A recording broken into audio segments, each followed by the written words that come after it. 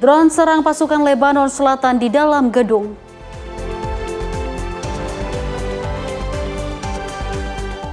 Mogok di perlintasan dump truck dihantam kereta api Doho.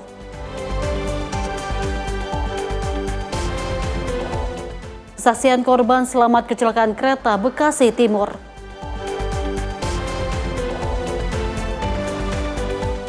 Peningkatan kedatangan jemaah haji Indonesia ke Arab Saudi.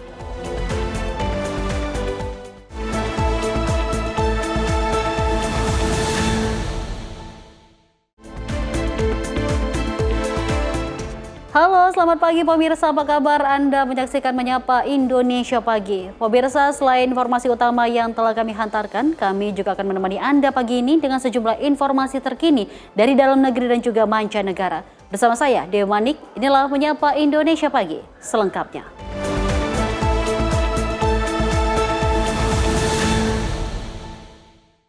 Pemirsa, informasi kita awali dari sebuah rekaman yang beredar di media sosial yang diklaim menunjukkan serangan drone di wilayah Lebanon Selatan.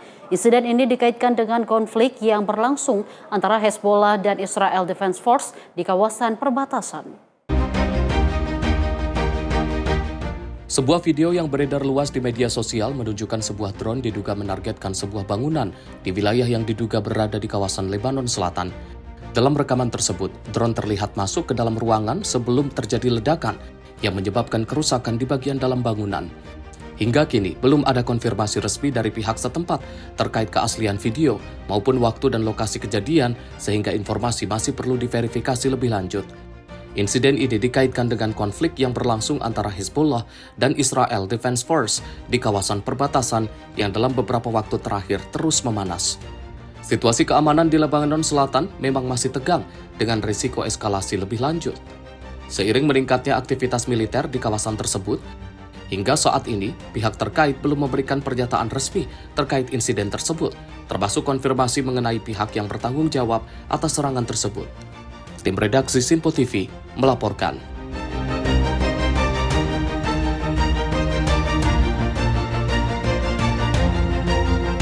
Pemirsa, militer Israel Defense Force merilis rekaman yang diklaim menunjukkan terowongan bawah tanah milik Hezbollah di Lebanon Selatan yang disebut sebagai bagian dari jaringan infrastruktur militer tersembunyi. Militer Israel IDF atau Israel Defense Force menyatakan telah menemukan dan menghancurkan dua terowongan besar yang diduga milik Hezbollah. Terowongan tersebut diklaim dibangun oleh militan Hezbollah di sekitar wilayah Kantara, Lebanon Selatan. Rekaman yang dirilis ke publik menunjukkan bagian dari jaringan terowongan yang disebut membentang luas. Militer Israel menyebut terowongan dibangun selama kurang lebih 1 dekade dan diduga mendapat dukungan logistik dari Iran. Namun hingga kini belum ada bukti independen yang memverifikasi klaim temuan tersebut. Pasukan Israel di lapangan juga dikabarkan menemukan senjata, ruang tinggal, tangki air, serta peralatan logistik pendukung lainnya. Fasilitas tersebut diduga digunakan untuk menampung personil dalam jangka waktu lama. Insiden ini terjadi di tengah konflik berkepanjangan antara Israel Defense Force dan Hezbollah. Sebelumnya, kedua pihak sempat menyepakati gencatan senjata yang kemudian diperpanjang hingga 3 pekan ke depan. Konflik ini telah menyebabkan korban jiwa yang besar serta pengungsian massal di kawasan Lebanon Selatan. Hingga kini situasi keamanan di Lebanon Selatan masih tegang dan dinamis dengan resiko konflik terbuka yang besar. Tim redaksi Simpo TV melaporkan. Pemirsa, Perdana Menteri Benyamin Netanyahu menyatakan pasukan Israel telah menghancurkan terowongan besar milik Hezbollah di Lebanon Utara di tengah meningkatnya konflik di wilayah perbatasan. Netanyahu menegaskan operasi militer Israel terus menargetkan infrastruktur Hezbollah, termasuk terowongan dan ancaman drone yang dianggap berbahaya.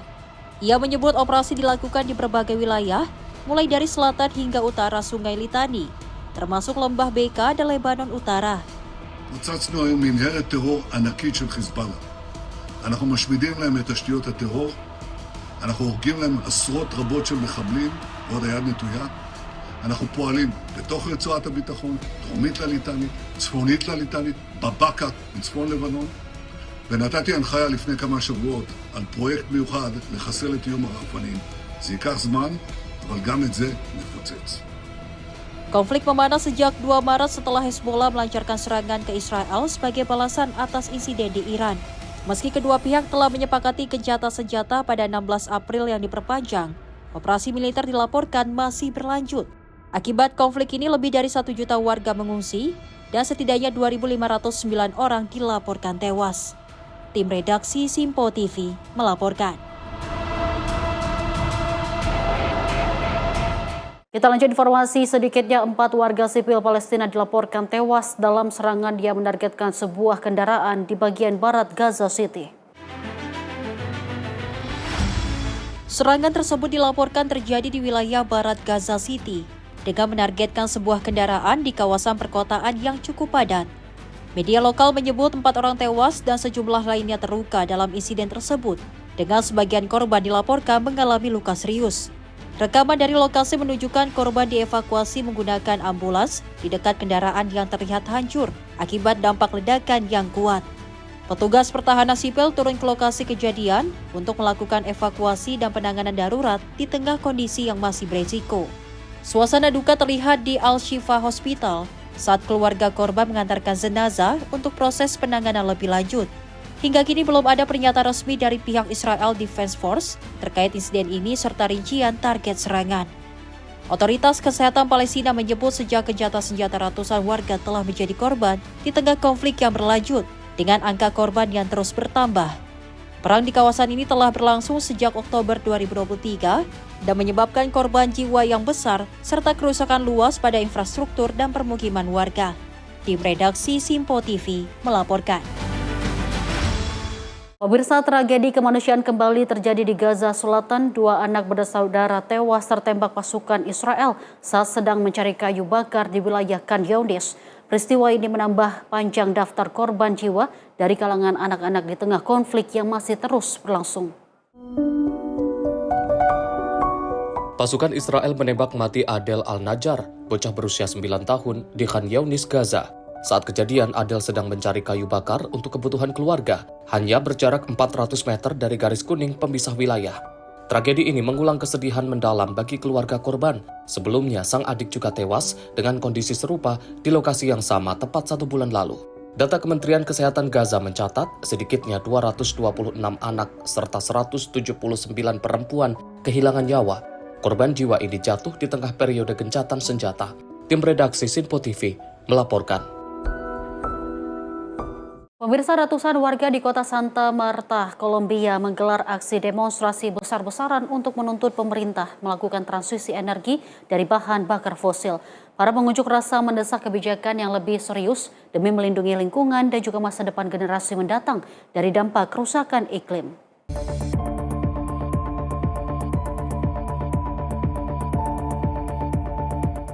Ratusan massa memadati jalanan di kota Santa Marta, Kolombia pada Senin waktu setempat.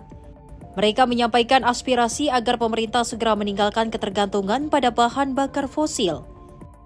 Para demonstran menyatakan bahwa aksi ini merupakan bentuk perjuangan demi masa depan anak-anak mereka. Mereka menegaskan generasi saat ini sudah terlalu jauh terjebak dalam ketergantungan energi yang merusak, sehingga perubahan harus dilakukan segera.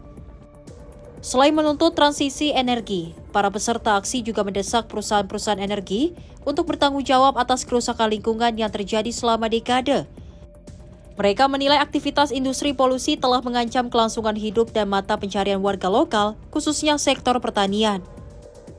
Massa juga mendesak pemerintah untuk meningkatkan pendanaan iklim publik sebagai langkah nyata untuk memastikan para pelaku pencemaran lingkungan memberikan kompensasi atas kerusakan yang mereka timbulkan.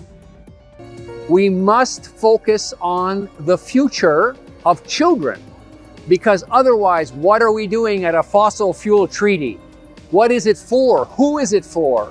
Well, it's not for the current generation because we're too deep down that road. It's for the future. Our lives are at risk. Our farms are at risk. We need them to pay for the damage caused on our communities for generations. Governments need to scale up public climate finance to make sure that these polluters. Tim redaksi Simpo TV melaporkan. Pemirsa, tokoh tingkat tinggi kartel narkoba Jalisco New Generation Cartel, Audias Flores Silva alias El Jardinero, ditangkap di Nayarit dan dipindahkan ke Mexico City di bawah pengamanan ketat militer.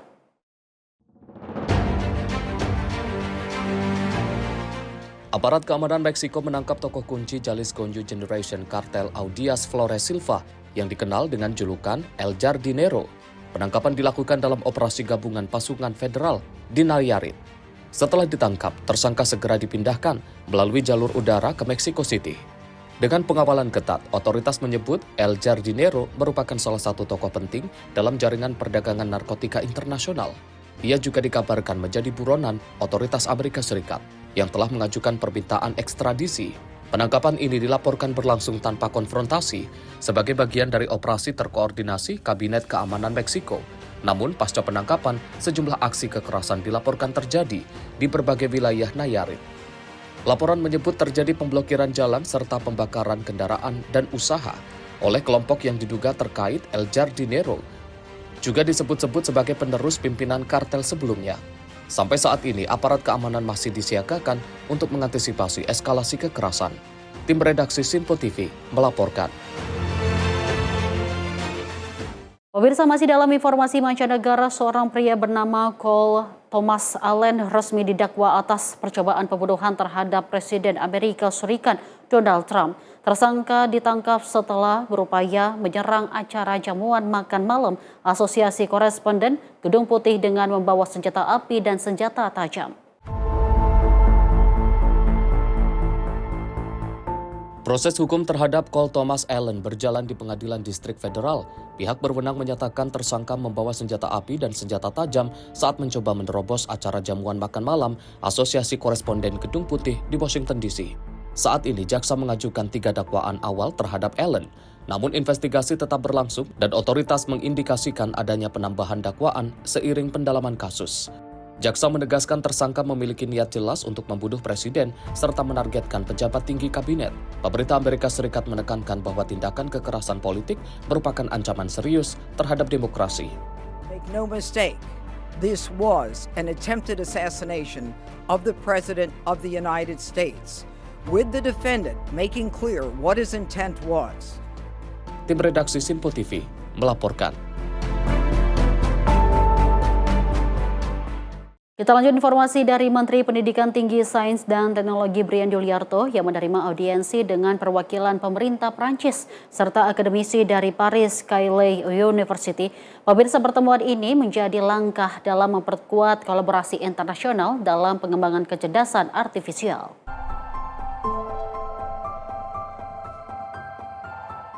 Kementerian Pendidikan Tinggi, Sains, dan Teknologi terus memperkuat kolaborasi internasional dalam pengembangan kecerdasan artifisial atau AI sebagai bagian dari upaya mendorong transformasi pendidikan tinggi, riset, dan inovasi nasional.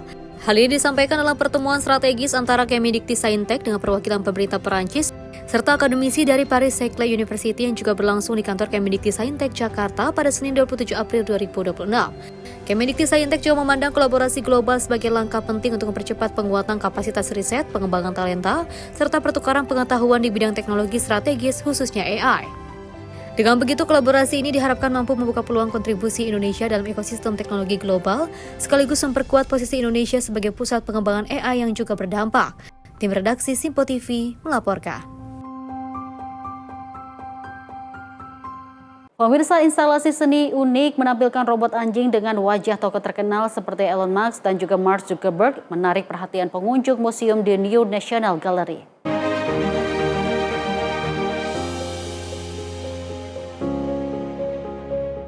Sebuah instalasi seni interaktif ditampilkan di Berlin dengan menampilkan robot anjing yang bergerak di dalam museum sehingga menarik perhatian pengunjung sejak memasuki area pameran.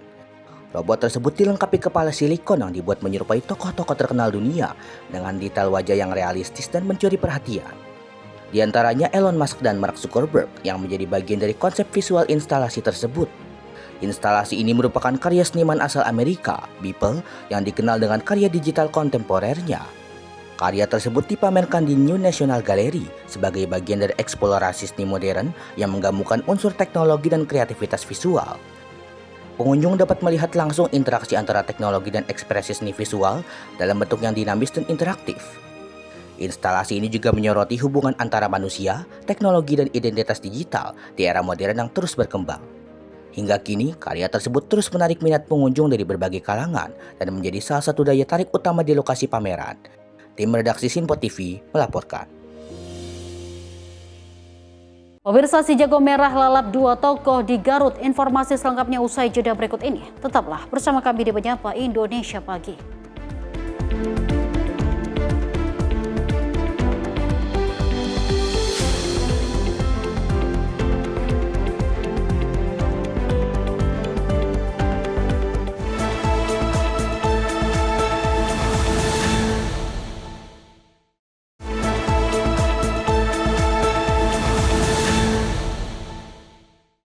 Selamat pagi pemirsa, Anda kembali menyaksikan Menyapa Indonesia Pagi.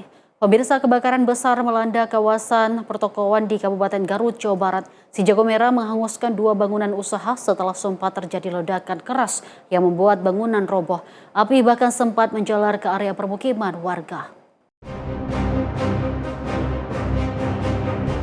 Kebakaran terjadi di Jalan Terusan Pembangunan Kecamatan Tarogong Kidul, Garut, Jawa Barat pada Selasa 28 April 2026. Toko material bangunan dan juga toko mebel dilaporkan ludes terbakar. Api dengan cepat membesar dan juga menghanguskan seluruh bagian bangunan. Suara ledakan sempat terdengar dari dalam toko yang diduga memicu ambruknya struktur bangunan. Warga yang berada di sekitar lokasi langsung berlari menjauh karena takut api semakin meluas. Menurut informasi, sumber api diduga berasal dari bagian tengah toko bangunan, namun penyebab kebakaran masih belum dipastikan. Petugas dari Dinas Pemadam Kebakaran Kabupaten Garut, Jawa Barat langsung turun ke lokasi. Sedikitnya 4 unit mobil damkar dikerahkan untuk melakukan pemadaman dan mencegah api merembet ke rumah warga di sekitarnya. Karena apa, Pak? Material toko bangunan. Ini pemicu api informasinya dari apa, Pak? Untuk sementara belum diketahui pemicunya. Oh, tiba-tiba membesar gitu? Tiba-tiba membesar, api membesar sangat cepat gitu. Oh, gitu. Ini Pak, ada korban nggak Pak di dalam? Untuk sementara kita belum tahu ada korban jiwa atau tidak, karena masih mau buka jalan tim dari pemadamnya. Oh, sulit ke bagian mana Pak? Ke bagian belakang. Oh, api berasal dari belakang? Api dari tengah toko. Oh, dari tengah toko. Cuman merembet ke bagian belakang? Bagian belakang juga ada mobil.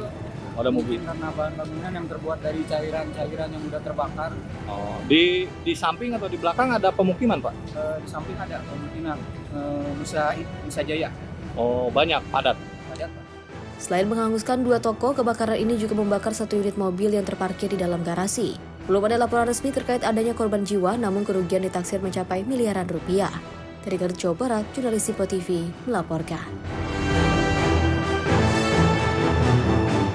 Pemirsa, sebuah mobil terbakar di tol dalam kota ruas Semanggi arah Kuningan, Jakarta Selatan pada Selasa 28 April 2026.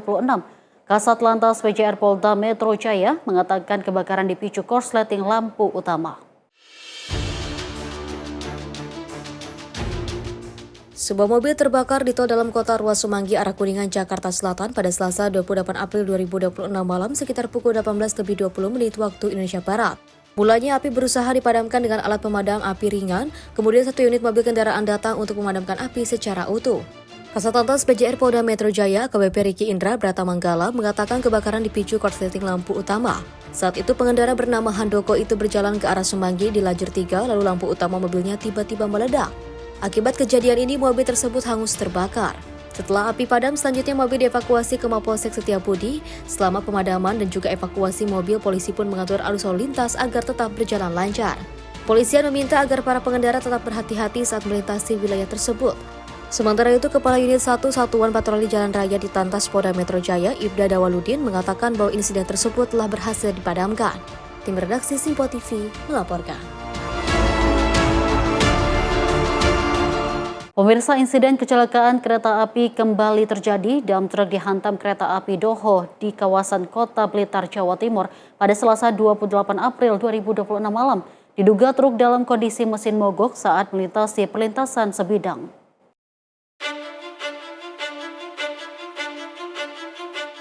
Amatir warga merekam saat kereta api Doho relasi Blitar-Surabaya menghantam bagian depan dam truk bermuatan pasir di Jalan Imam Bojo, Kecamatan Sanawetan pada Selasa 28 April 2026 malam.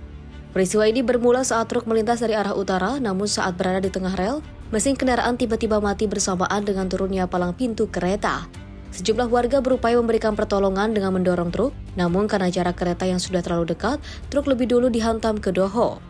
Sopir dan kernet truk berhasil keluar dari kabin dan juga menyelamatkan diri sesaat sebelum tabrakan terjadi. Meski tidak ada korban jiwa, lokomotif kereta mengalami kerusakan dan harus kembali ke stasiun Blitar untuk diganti guna melanjutkan perjalanan. Pihak kepolisian dari Polres Blitar Kota melakukan olah TKP dan juga masih memintai keterangan saksi guna memastikan penyebab pasti kejadian. Bagus Maulana, tim redaksi Simpo TV, melaporkan. Pemirsa, 1 dari 2 pelaku penculikan anak tewas di masa usai aksinya gagal di Kabupaten Rejang Lebong, Bengkulu. Aksi kedua pelaku gagal setelah korban meronta dan menangis saat diculik kedua pelaku pada Senin 27 April 2026 pagi. 1 pelaku lainnya berhasil diamankan petugas dari amukan massa.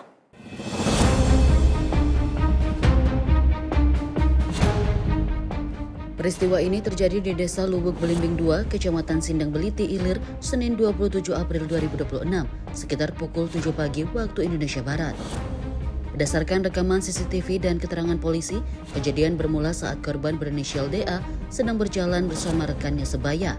Tiba-tiba terduga pelaku datang dan langsung memeluk korban dari belakang serta berusaha membawanya pergi. Korban sempat meronta dan menangis dan berhasil melepaskan diri, namun pelaku tetap nekat dan kembali berusaha membawa korban ke arah perkebunan. Aksi ini kemudian diketahui warga yang langsung berteriak meminta pertolongan.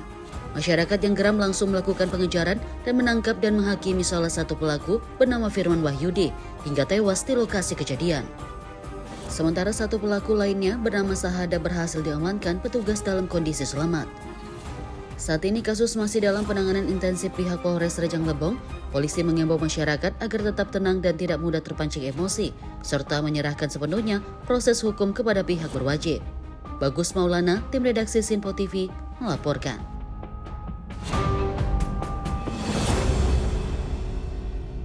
Pemirsa, seorang pria terekam kamera pengawas melakukan pencurian HP di toko ponsel di kawasan Tanah Bumbu, Kalimantan Selatan. Pelaku nekat mencuri HP saat kondisi ramai pembeli. Sepeda motor pelaku ditinggal saat pelaku terpergok pemilik toko dan warga yang mengejarnya.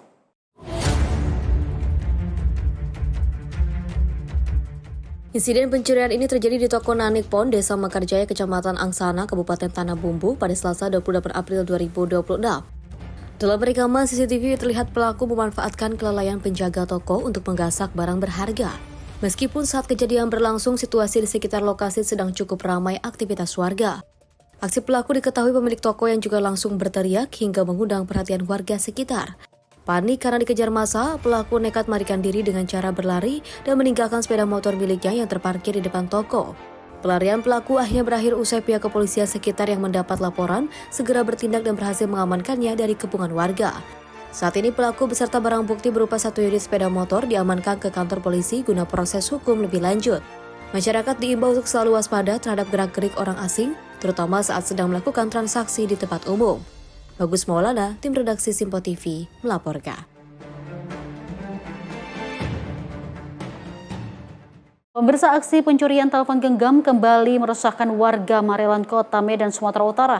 Kali ini seorang pemilik bengkel menjadi korban setelah HP miliknya digasak pencuri saat dirinya sedang tertidur pulas pada Senin 27 April 2026 malam. Pemirsa, aksi nekat pelaku terekam kamera pengawas atau CCTV.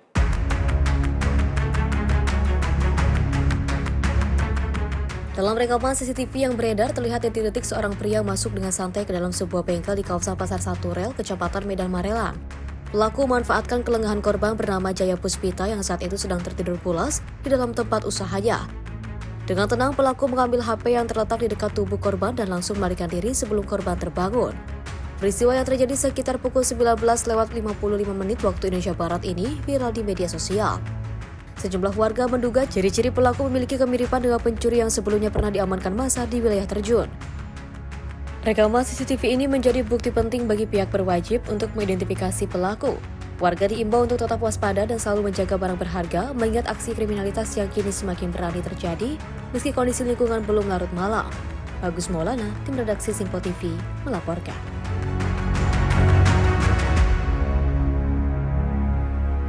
Pemirsa, dunia pendidikan kembali disasar kawanan pencuri. Sebanyak 39 unit laptop milik Sekolah Dasar Negeri Sukajadi 01 Kabupaten Bekasi raib di gondol maling pada Senin 27 April 2026 dini hari.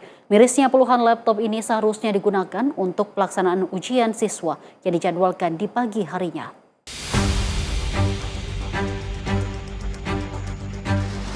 Aksi pengebolan fasilitas pendidikan ini terjadi di SDN Sukajadi 01, Kecamatan Sukakarya, Kabupaten Bekasi, sekitar pukul 02.28 waktu Indonesia Barat.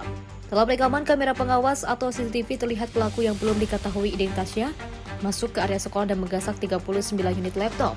Hilangnya fasilitas ini tentu menghambat kegiatan belajar mengajar, terutama pelaksanaan ujian TKA yang sedianya dimulai pada hari yang sama.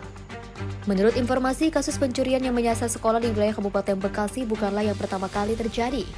Sebelumnya, kejadian serupa juga dilaporkan terjadi di SD Sukamulya dengan modus pembobolan yang hampir sama. Pihak sekolah telah menyerahkan bukti rekaman CCTV kepada pihak kepolisian setempat untuk dilakukan penyelidikan lebih lanjut.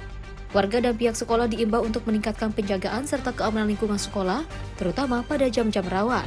Bagus Maulana, tim redaksi Simpo TV, melaporkan. Pemirsa, sejumlah warga di kawasan Tirta Mulia Karawang, Jawa Barat menggeruduk pondok pesantren pada Senin 27 April 2026 malam. Aksi ini dipicu beredarnya informasi viral di media sosial terkait dugaan tindakan asusila oknum intern pesantren terhadap seorang santriwati hingga hamil.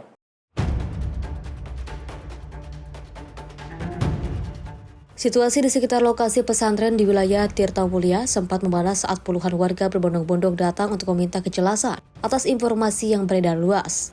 Kejadian ini bermula dari unggahan salah satu pengguna Facebook di grup komunitas setempat yang menyebut adanya dugaan kasus asusila terhadap siswi atau santriwati hingga mengalami kondisi hamil.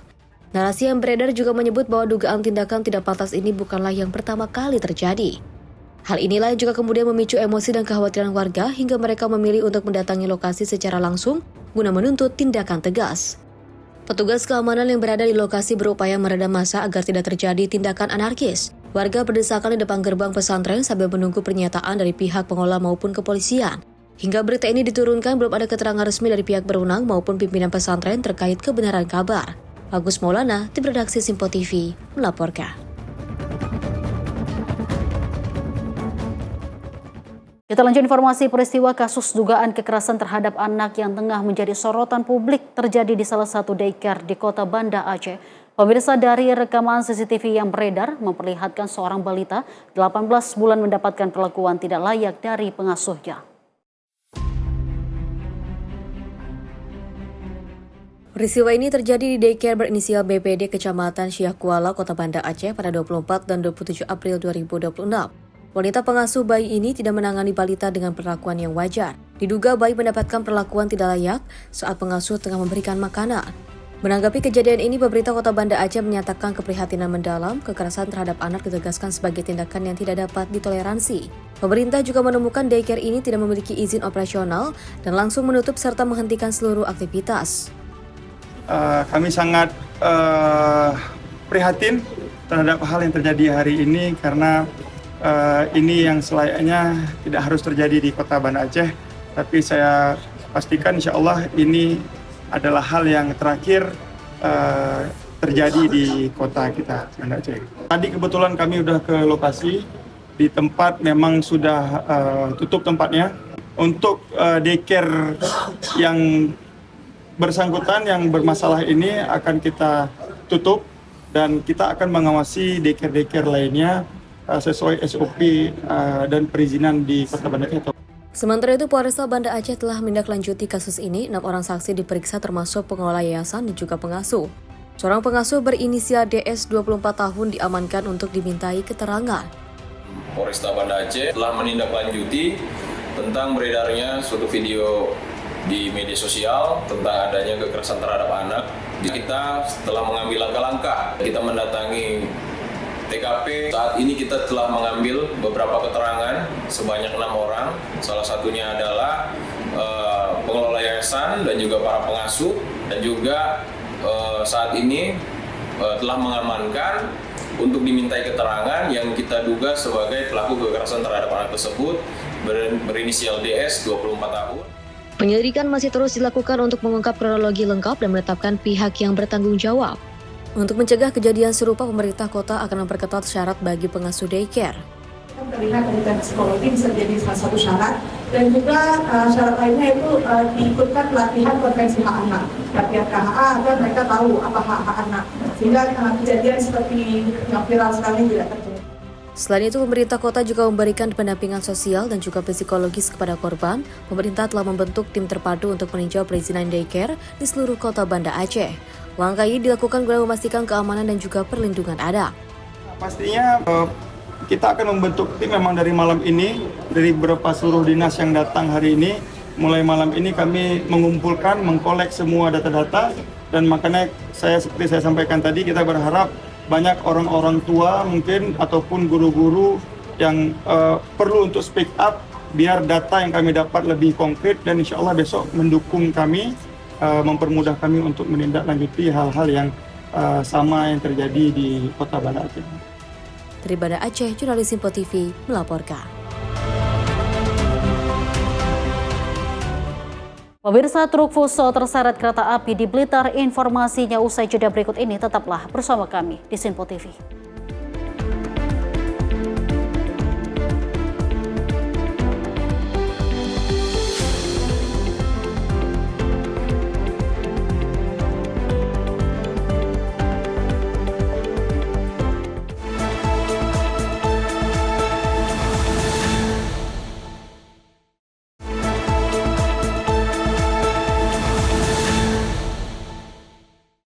Terima kasih pemirsa, Anda kembali menyaksikan Menyapa Indonesia Pagi dan masih bersama saya, Deo Manik.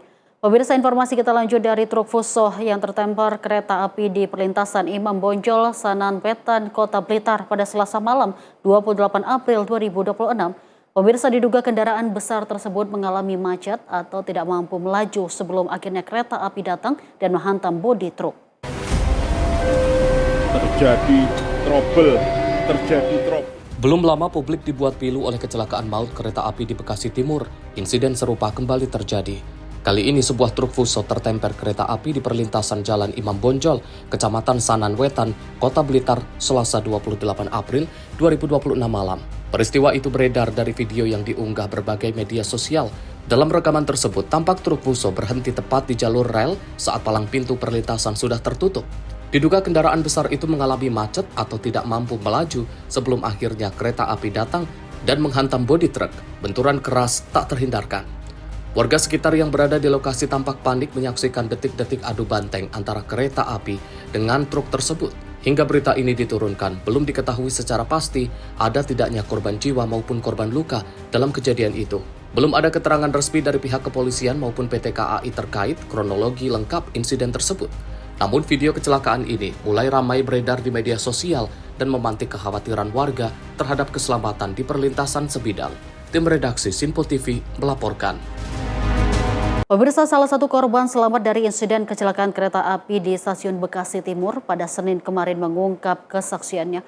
Sausan Sarifah bersyukur dirinya masih bisa selamat dalam insiden tersebut.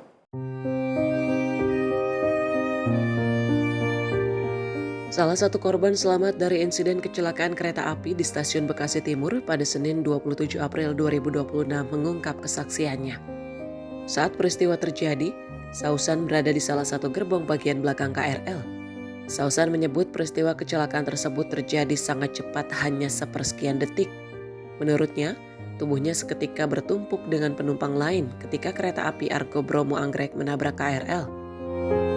Kejadiannya cepat banget Kak, sepersekian detik. Kayak kita berhenti di Bekasi Timur kan orang-orang pada turun di Bekasi Timur, cuman gak langsung jalan karena tiba-tiba dapat dengar kabar kalau keretanya itu tertemper sama mobil, nabraknya. Udah sempat 2 kali pengumuman dari kereta ke KRL-nya. Mungkin kayak udah pada pengen keluar juga sih, cuman gak tahu tiba-tiba suara kereta lokomotif itu kencang banget, jadi kita nggak ada waktu sempat untuk buat keluar. Saya pikir saya meninggal, apalagi kalau misalkan evakuasinya lama karena di situ udah ketiban-tiban, jadi kayak pasti akan kehabisan nafas gitu saya pikir. Tapi alhamdulillahnya masih bisa selamat. Tadi sempat kepikiran orang-orang yang di bawah saya, yang udah ketiban mungkin mereka udah nggak ada juga ya, karena pas ada di bawah saya tuh mereka semua udah pada kejang-kejang, mungkin kehabisan nafas. Jadi semoga mereka husnul khotimah dan keluarga diberi ketabahan. Sausan bahkan berpikir dirinya bakal meninggal dunia dalam peristiwa itu, mengingat proses evakuasi berlangsung lama karena dilakukan penuh dengan perhitungan. Ia juga berpikir bakal kehabisan nafas karena bertumpuk dengan penumpang lain. Sausan bersyukur dirinya masih bisa selamat dalam insiden tersebut. Sausan mengaku melihat dengan jelas bagaimana sejumlah penumpang terimpit di bagian bawah, berusaha keras untuk bertahan hidup. Ia turut menyampaikan bela sungkawa mendalam atas seluruh korban yang meninggal dunia akibat insiden kecelakaan kereta api Argo Bromo Anggrek menabrak KRL tersebut. Tim redaksi Sinpo TV melaporkan. Pemirsa, Menteri Perhubungan Budi Purwagandi bersama Dirut PT KAI Bobi Rashidin melakukan uji coba langsung perjalanan KRL di lintas stasiun Bekasi Timur menuju Cikarang. Pemirsa, uji coba ini dilakukan pasca insiden tabrakan antara KRL dan kereta api Argo Bromo Anggrek yang terjadi pada Senin 27 April 2026.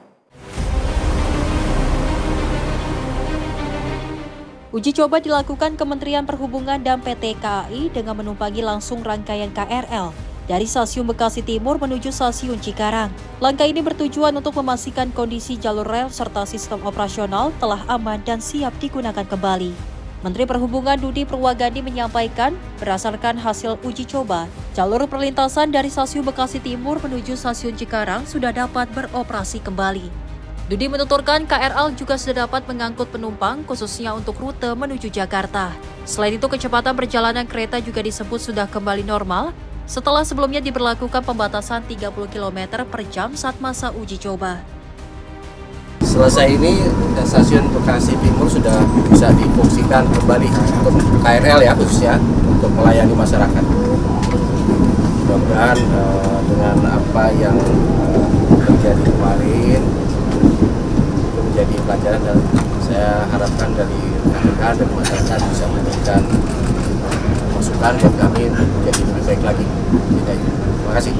Pihak KAI dan Kementerian Perhubungan menegaskan seluruh proses pemulihan dilakukan dengan mengutamakan keselamatan sebelum layanan kembali dibuka secara penuh. Dari Bekasi, Jawa Barat, Jihan Nabilah, Rona Bayu, Sinpo TV melaporkan. Pemirsa, komuter lain atau KRL mulai melakukan uji coba perjalanan di lintas Bekasi Timur menuju Cikarang. Uji coba ini dilakukan menjelang dibukanya kembali peron 1 stasiun Bekasi Timur pasca insiden tabrakan kereta pada Senin malam.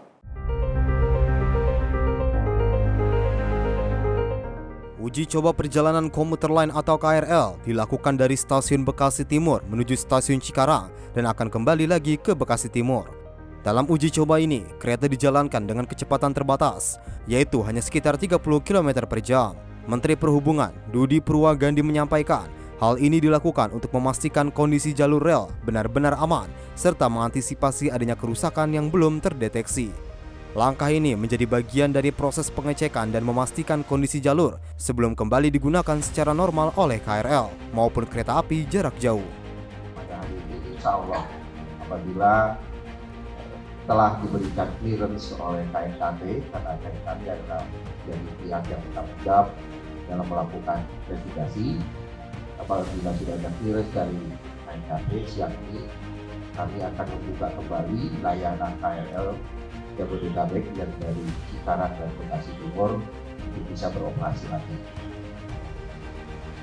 Sekarang kami dalam tahapan proses persiapan uji coba, baik uji coba rel maupun persinyalan dan sebagainya untuk memastikan bahwa stasiun ini sudah bisa melayani kembali KRL. Yang paling utama adalah keselamatan yang paling penting. Sementara itu, Direktur Utama PT KAI Bobi Rashidin menyampaikan pihaknya terus melakukan evaluasi internal dan eksternal untuk memastikan aspek keselamatan dan operasional berjalan optimal. Bobi menyebut proses pemulihan operasional kereta api terus dilakukan secara bertahap setelah jalur yang terdampak insiden dipastikan aman untuk dilalui. PT KAI memastikan seluruh layanan yang dilakukan mengutamakan keselamatan penumpang sebagai prioritas utama. Kita sudah pastikan bersama KNKT juga memastikan keselamatan pemakaian jalur ini untuk pemakaian kereta jarak jauh. Walaupun kami masih melakukan pembatasan kecepatan 30 km per jam di stasiun ini. Seperti yang disampaikan oleh Pak Menteri tadi, bahwa insya Allah siang nanti kita akan mulai membuka kembali layanan KRL kita, Cikarang Line, yang akan beroperasi dan berfrekuensi sama dengan sebelumnya. Kami perlu menegaskan juga bahwa keselamatan adalah prioritas utama kami. Kami tidak ada toleransi sama sekali pun untuk melanggar atau menurunkan tingkat keselamatan dari para pelanggan pengguna jasa dari PT Kereta Api Indonesia, baik itu gendernya laki-laki maupun gendernya perempuan. Dari Bekasi, Jawa Barat, Jihan Nabila, Rona Bayu, Simpo TV melaporkan. Sementara itu, pemirsa PT Kereta Api Indonesia Daup 1 Jakarta menyampaikan hingga Rabu ini sejumlah perjalanan kereta api dari wilayah Daup 1 Jakarta masih dibatalkan. Hal ini dilakukan sebagai bagian dari upaya penyesuaian normalisasi rangkaian pasca insiden kecelakaan kereta api Argo Bromo Anggrek dan komuter lain di stasiun Bekasi Timur.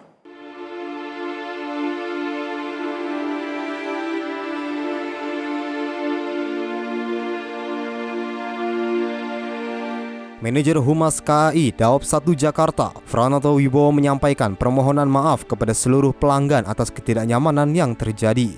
Sebagai bentuk tanggung jawab kepada pelanggan, dirinya menyampaikan bahwa PT KAI akan memberikan pengembalian bea tiket sebesar 100% bagi seluruh pelanggan yang terdampak pembatalan perjalanan hingga 7 hari ke depan dari jadwal keberangkatan. Seiring dengan hal tersebut, KAI Daup 1 Jakarta hingga kini masih terus berupaya melakukan normalisasi perjalanan kereta api secara bertahap. Salah satunya dengan mengutamakan aspek keselamatan dan pelayanan kepada para pelanggan. KAI Daup 1 Jakarta juga menyampaikan terima kasih atas pengertian dan kepercayaan pelanggan, serta berharap kondisi operasional dapat segera kembali normal. Kami dari KAI Daup 1 Jakarta menyampaikan permohonan maaf kepada para pelanggan karena pada hari ini tanggal 29 April 2026 masih terdapat perjalanan kereta api keberangkatan dari stasiun Gambir dan dari stasiun Pasar Senen yang dibatalkan. Ada 8 perjalanan kereta api yang masih dibatalkan, 5 diantaranya keberangkatan dari stasiun Pasar Senen dan 3 keberangkatan dari stasiun Gambir. Hal ini merupakan upaya kami untuk normalisasi rangkaian kereta api sehingga perjalanan kereta api selanjutnya menjadi tepat waktu, aman dan lancar. Dari Jakarta, Sri Dewi Andayani, Ahmad Amin, Simpo TV melaporkan. Pemirsa, PT Kereta Api Indonesia memastikan telah melakukan proses evakuasi secara maksimal terhadap korban imbas insiden tabrakan kereta di stasiun Bekasi Timur. Sementara itu, proses investigasi penyebab kecelakaan sepenuhnya diserahkan kepada Komite Nasional Keselamatan Transportasi atau KNKT.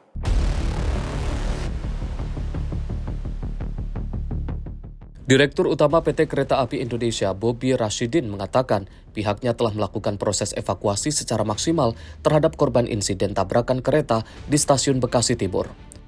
Terkait penyebab kecelakaan, Bobi menyampaikan pihaknya menyerahkan sepenuhnya proses investigasi kepada Komite Nasional Keselamatan Transportasi atau KNKT.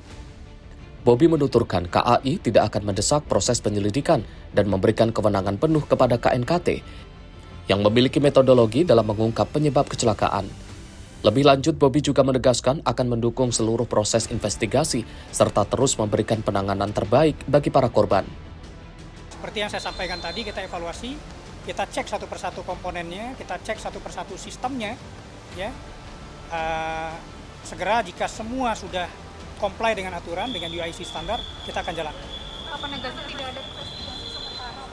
Nggak ada. Jadi kami, PT KAI, kemudian Kementerian Perhubungan juga menyerahkan ini ke KNKT untuk melakukan investigasi lebih dalam. Dari Bekasi, Jawa Barat, Jihan Nabila, Ahmad Amin, Sinpo TV melaporkan. Pemirsa, Menteri Investasi dan Hilirisasi Kepala BKPM Rosan Ruslani meninjau korban kecelakaan kereta api di Rumah Sakit Umum Daerah Bekasi pada 28 April 2026. Berdasarkan data yang disampaikan Rosan, jumlah korban meninggal dunia akibat insiden tersebut tercatat sebanyak 15 orang.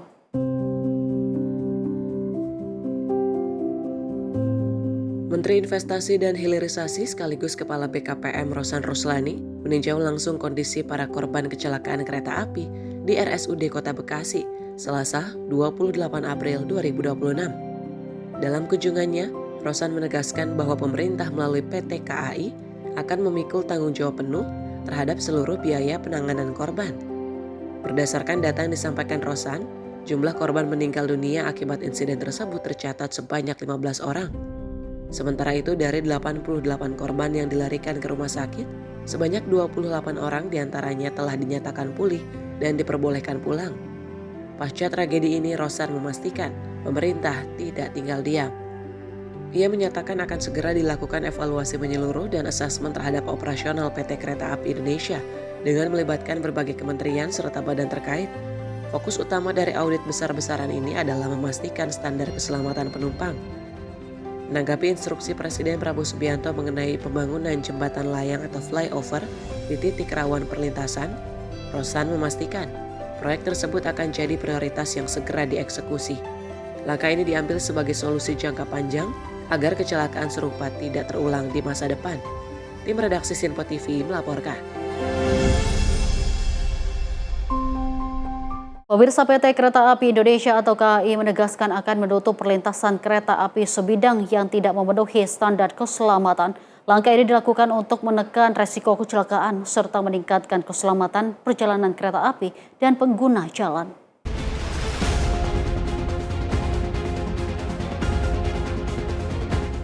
Direktur Utama PT KAI Bobi Rashidi menegaskan pihaknya akan menutup perlintasan sebidang yang tidak memenuhi standar keselamatan. Penutupan ini menyasar perlintasan liar termasuk yang dibuat tanpa izin, karena dinilai membahayakan perjalanan kereta api. Bobi menjelaskan keberadaan perlintasan liar dapat mengganggu visibilitas masinis yang tidak dilengkapi sistem keamanan seperti sensor dan peralatan pendukung lainnya. Oleh karena itu, dirinya pun menghimbau masyarakat untuk tidak membuat perlintasan baru serta tidak membuka kembali perlintasan yang telah ditutup. Langkah ini dilakukan demi menjaga keselamatan perjalanan kereta api dan pengguna jalan. Tentunya kami mengharapkan dukungan dari masyarakat juga dalam dua hal. Satu adalah tidak membuat perlintasan liar lagi. Saya ulangi, tidak membuat perlintasan liar lagi. Ketika membuat perlintasan liar ini, maka satu, menghalangi visibility dari masinis kami. Yang kedua, seperti yang kita ketahui, ya, perlintasan yang resmi dan yang dipasang peralatan itu tidak hanya simple hanya pakai portal, itu ada alat sensor di dalamnya. Itu yang pertama kami minta dari masyarakat. Yang kedua, jika ada perlintasan-perlintasan yang sudah dijaga, sudah dipasang alatnya, jangan dilanggar. Yang ditutup, yang kami sudah tutup karena tidak memenuhi syarat-syarat keselamatan, mohon jangan dibuka lagi. Dari Bekasi, Jawa Barat, Jihan Nabila, Ronda Bayu, Sinpo TV melaporkan.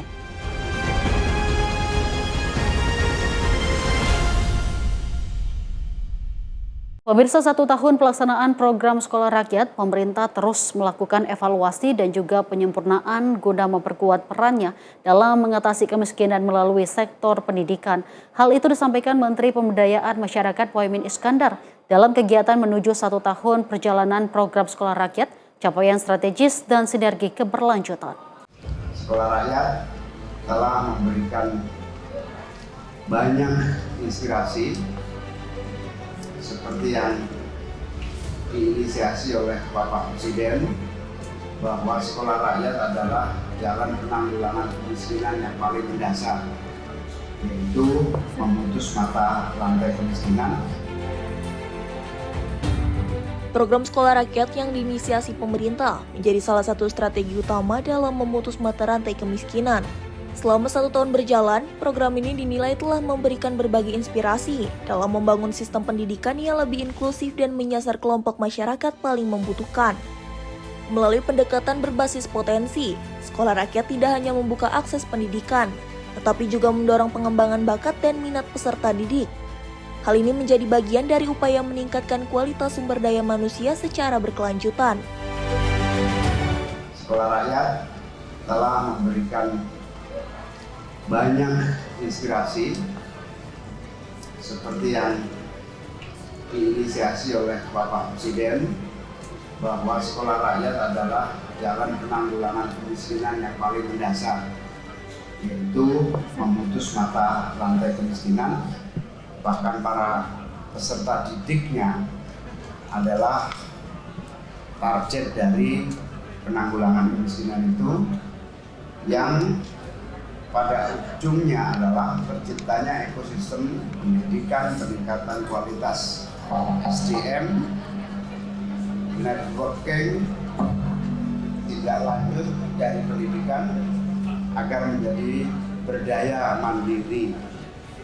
Disitulah Sekolah Rakyat berkembang sesuai dengan talenta yang dimiliki anak didik, sesuai dengan bakat minat yang mereka miliki. Sekolah Rakyat adalah wujud dari kebijakan anggaran yang tepat sasaran dan memiliki target paling bawah dari masyarakat yang membutuhkan. Kedepan, pemerintah akan terus menyempurnakan pelaksanaan Sekolah Rakyat agar dampaknya semakin luas dan efektif. Program ini juga diharapkan menjadi fondasi penting dalam menciptakan generasi yang berdaya sekaligus mempercepat pengentasan kemiskinan di Indonesia. Melalui penguatan program pendidikan yang tepat sasaran, pemerintah memastikan upaya peningkatan kualitas sumber daya manusia dapat berjalan seiring dengan penurunan angka kemiskinan. Dari Jakarta, Sri Dewi Andayani, Ahmad Amin, Sinpo TV melaporkan. Pemirsa, 1 tahun sejak digagas oleh Presiden Prabowo Subianto, program Sekolah Rakyat menunjukkan perkembangan signifikan meski sempat menghadapi berbagai tantangan di awal pelaksanaannya. Program ini kini dinilai berjalan semakin stabil dan juga memberikan dampak positif bagi peserta didik dan terus berkembang, baik dari sisi jumlah lokasi maupun kualitas pembelajaran. Dalam 3 bulan pertama pelaksanaannya, Sekolah Rakyat sempat menghadapi berbagai tantangan, mulai dari proses adaptasi tenaga pengajar, siswa, hingga pemerintah daerah. Cara bertahap, hambatan tersebut dapat diatasi melalui proses pembelajaran bersama, dan kini pelaksanaan Sekolah Rakyat menunjukkan hasil yang menggembirakan. Para siswa mulai tampil lebih percaya diri dan mampu mengikuti proses belajar mengajar, termasuk dalam sistem sekolah berasrama. Tak hanya itu, sejumlah prestasi juga berhasil diraih oleh siswa Sekolah Rakyat, baik di tingkat kabupaten, kota, provinsi, hingga nasional. Capaian tersebut sekaligus menjadi indikator awal keberhasilan program, meski pemerintah menyadari bahwa tantangan di sektor pendidikan akan selalu ada. Saya ingat betul awal tahun 2025, bulan Januari, pertama kali Pak Menko menyampaikan kepada publik di Istana Bogor atas gagasan Presiden tentang penyelenggaraan Sekolah Rakyat. 6 bulan kemudian, tepatnya 14 Juli, Sekolah Rakyat mulai beroperasi di 63 titik. Setelah itu, pada bulan Agustus ada penambahan, September ada penambahan sampai beroperasi di 166 titik dengan alokasi siswa waktu itu hampir 16 titik. Sekarang telah beroperasi secara keseluruhan, berjalan dengan baik meskipun pada 3 bulan pertama menghadapi tantangan yang luar biasa. Gurunya beradaptasi, siswanya beradaptasi, pemerintah daerahnya juga sama-sama saling belajar, dan semua tantangan-tantangannya bisa dihadapi secara bertahap, ya.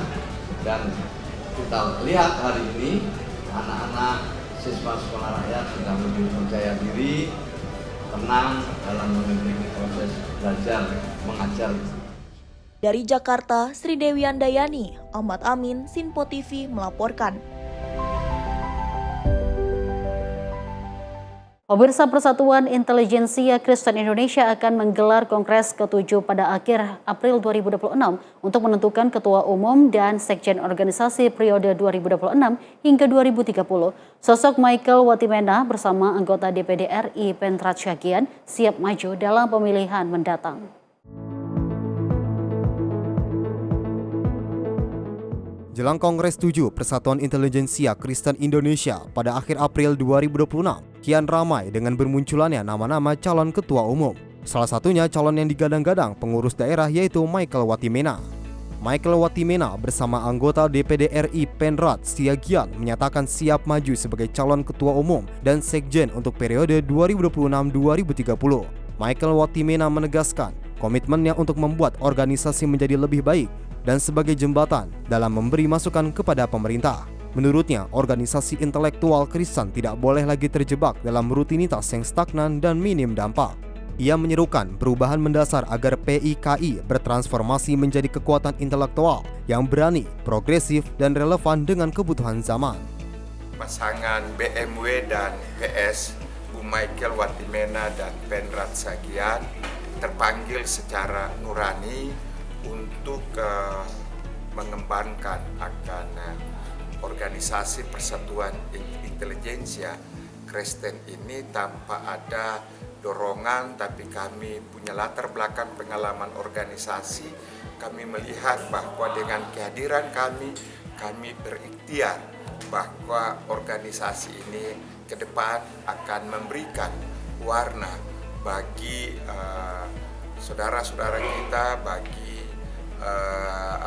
intelijensia Kristen untuk lebih berkiprah di kancah. Pemilihan ketua umum bertujuan untuk menentukan arah perjuangan intelektual cendekiawan Kristen dalam merespon isu-isu kebangsaan dari sebuah organisasi yang berdiri sejak 19 Desember 1953. Tim redaksi Sinpo TV melaporkan. Pemirsa, Presiden Prabowo Subianto targetkan swasembada energi pada tahun 2029. Informasinya usai jeda berikut ini. Tetaplah bersama kami.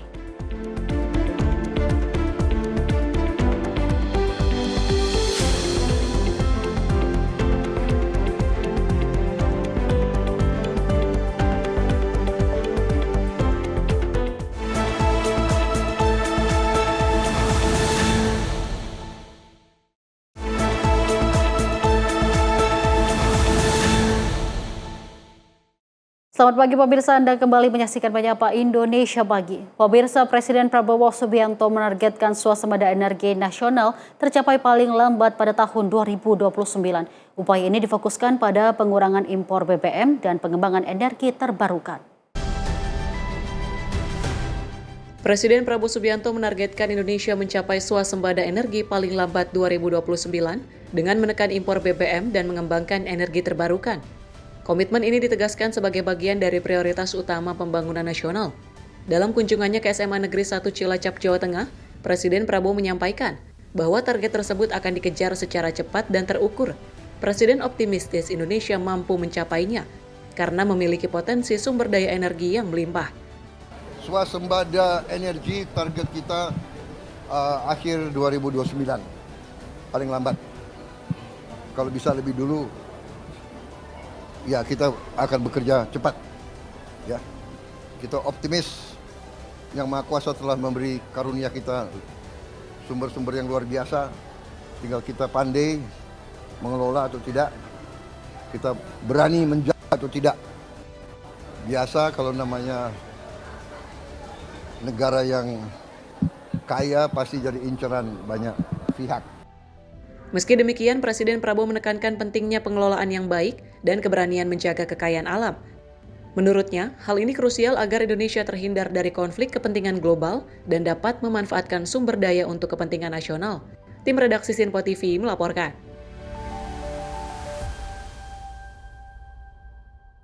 Pemirsa, pemerintah mendorong kawasan transmigrasi menjadi potensi baru peningkatan swasembada pangan nasional ke depannya.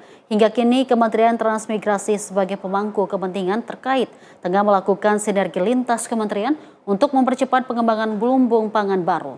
Ya, jadi swasembada pangan tidak terbatas hanya kepada masalah padi saja, tapi juga sekarang misalkan ikan, perikanan dan sebagainya. Itu juga yang sedang kami kembangkan dan sedang berjalan.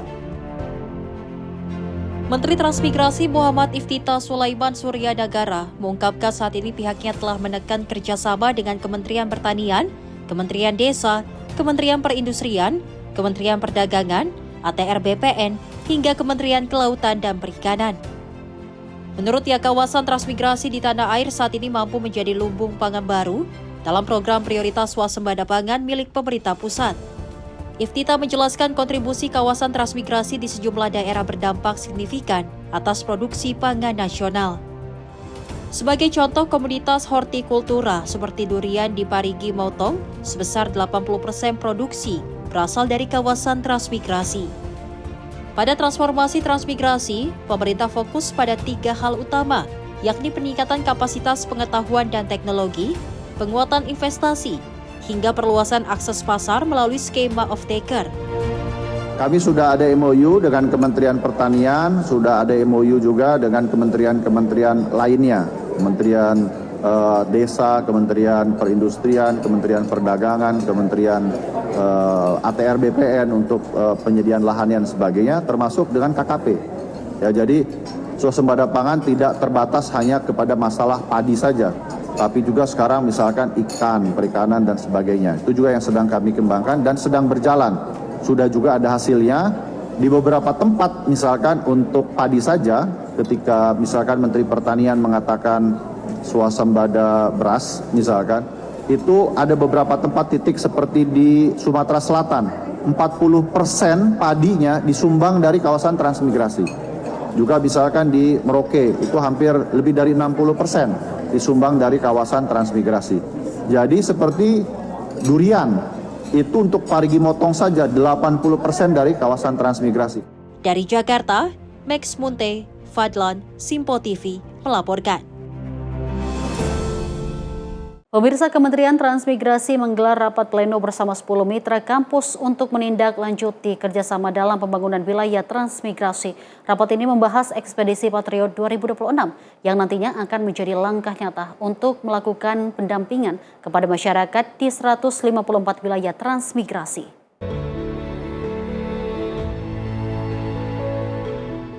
Sebelumnya, Kementerian Transmigrasi telah melakukan riset bersama dengan mitra kampus terkait dengan pengembangan kawasan transmigrasi. Keterbatasan infrastruktur yang ada di wilayah transmigrasi membuat produk-produk lokal tidak diolah dengan baik, sehingga pertumbuhan ekonomi tidak berjalan dengan maksimal. Rencana pengadaan ekspedisi Patriot ini menjadi aksi nyata setelah riset yang telah dilakukan antara Kementerian Transmigrasi dan mitra kampus, yang diharapkan dapat membantu pemberdayaan serta pendampingan masyarakat dalam mengembangkan ekonomi lokal. Kita tadi melakukan rapat secara keseluruhan dengan hasil bahwa di masing-masing kawasan transmigrasi itu masih banyak infrastruktur yang terbatas, kemudian produk-produk unggulannya juga belum dioptimalkan. Nah, inilah yang kehadiran dari tim ekspedisi Patriot itu adalah mengobati kerinduan dan membantu melakukan pendampingan masyarakat. Kemudian juga SDM yang masih kurang. Ini juga menjadi perhatian kita bersama. Iftita menambahkan ekspedisi Patriot ini dibuka bagi lulusan S1 kampus mitra dan nantinya akan dilaksanakan seleksi baik dari administrasi, kesehatan, hingga seleksi lainnya. Dari Jakarta, Anggita Haryono, Mutia Anggiani, Simpo TV melaporkan.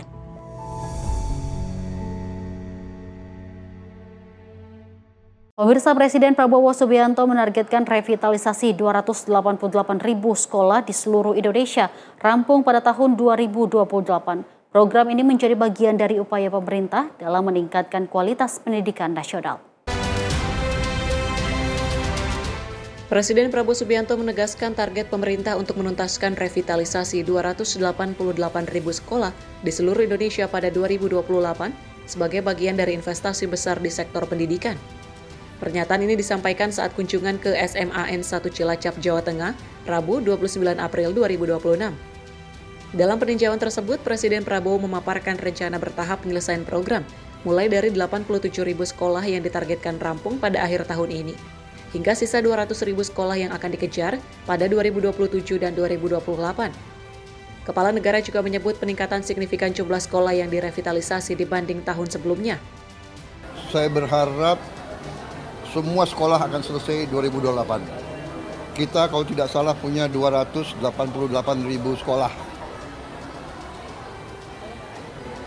Kalau tahun ini berarti 87.000 akan selesai akhir tahun. Berarti kita masih punya 200.000. Kalau 100.000 2027, 100.000 2028, semua sekolah Indonesia sudah diperbaiki.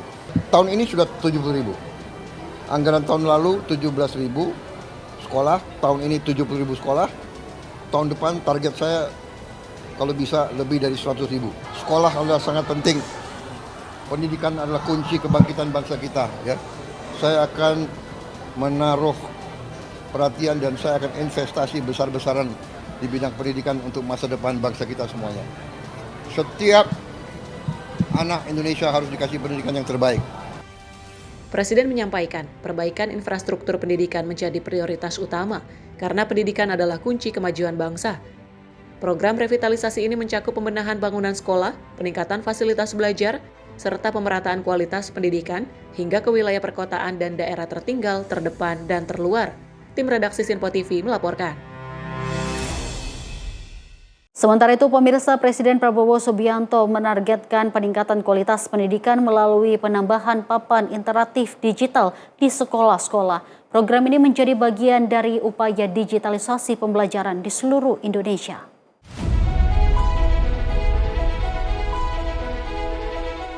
Usai meninjau langsung hasil revitalisasi SMA Negeri 1 Cilacap di Desa Donan, Kabupaten Cilacap, Jawa Tengah pada Rabu 29 April 2026. Presiden Prabowo Subianto menegaskan komitmennya untuk meningkatkan kualitas pendidikan nasional melalui digitalisasi sekolah. Kepala Negara menyampaikan rencana penambahan papan interaktif digital di seluruh sekolah. Dari yang saat ini minimal 1 unit menjadi 3 hingga 4 unit per sekolah, agar proses belajar mengajar lebih interaktif dan mudah diakses.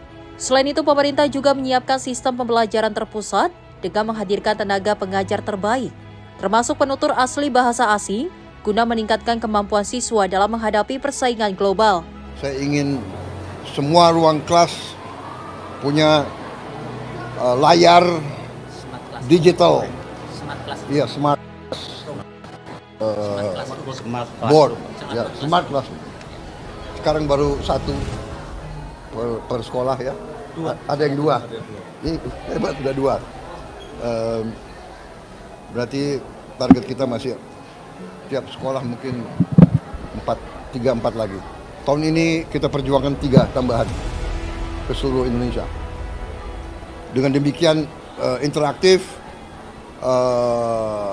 silabus-silabus ada di software, membantu semua. Kalau murid atau guru ingin ulangi bisa setiap saat diulangi pelajaran. Dan nanti kita ada studio pusat di Jakarta. Guru-guru terbaik, umpamanya bahasa Inggris ya, kita ambil native speaker, dia bisa ngajar ke semua yang perlu. Bahasa Mandarin begitu, kita mau tambah anak-anak sekolah kita harus bisa bahasa Inggris, Mandarin, dan beberapa bahasa asing, mulai dari SD. Tim redaksi Sinpo TV melaporkan. Pemirsa, Kemenaker resmi meluncurkan Talent and Innovation Hub pada Selasa 28 April 2026. Hal ini sebagai upaya memperkuat kolaborasi antara talenta dan dunia usaha guna mendorong penciptaan lapangan kerja.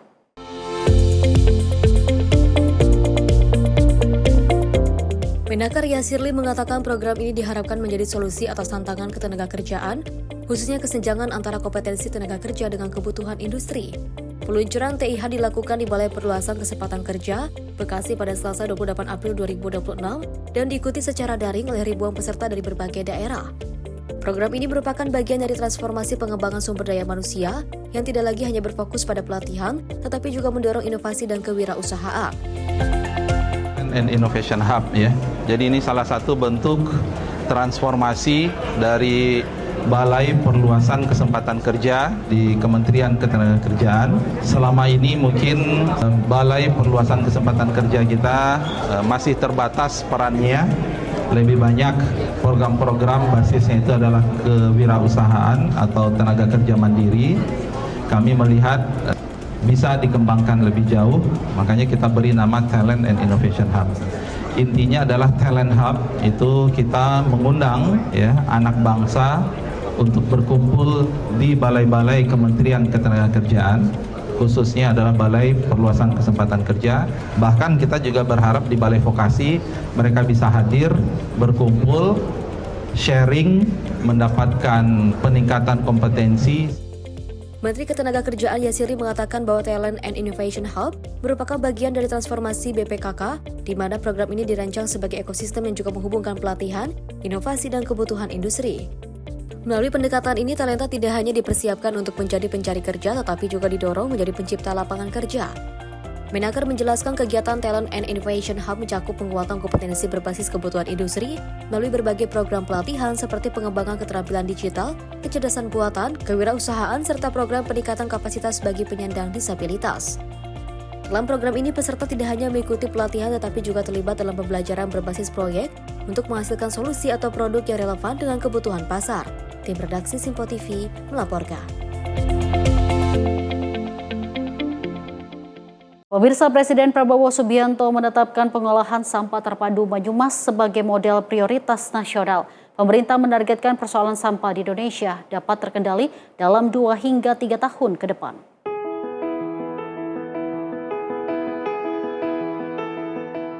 Usai meninjau TPST berbasis lingkungan dan edukasi Banyumas, Jawa Tengah, Presiden Prabowo Subianto menilai sistem pengolahan sampah di daerah tersebut layak dijadikan prioritas nasional karena dinilai efektif dan berbasis produk lokal. Presiden Prabowo menegaskan pengelolaan sampah kini menjadi program prioritas nasional dengan target pengendalian dalam 2 hingga 3 tahun ke depan di seluruh Indonesia. Kepala negara juga mengapresiasi terobosan Banyumas yang menerapkan sistem terpadu dari rumah tangga hingga kabupaten. Ya, semua kita kembangkan. Sampah, pengolahan sampah sekarang jadi prioritas nasional. Ya, dalam 2-3 tahun kita harus kendalikan sampah seluruh Indonesia. Ya, saya sangat terkesan dan saya terima kasih pada Pak Bupati dan Kepala Dinas ya.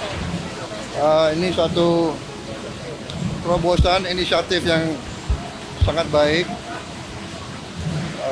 Kita lakukan istilahnya pengolahan sampah dengan menggunakan teknologi yang tidak terlalu canggih tapi efektif, sebagian besar produk lokal dan dalam suatu rangkaian sistem dari rumah tangga sampai ke kabupaten.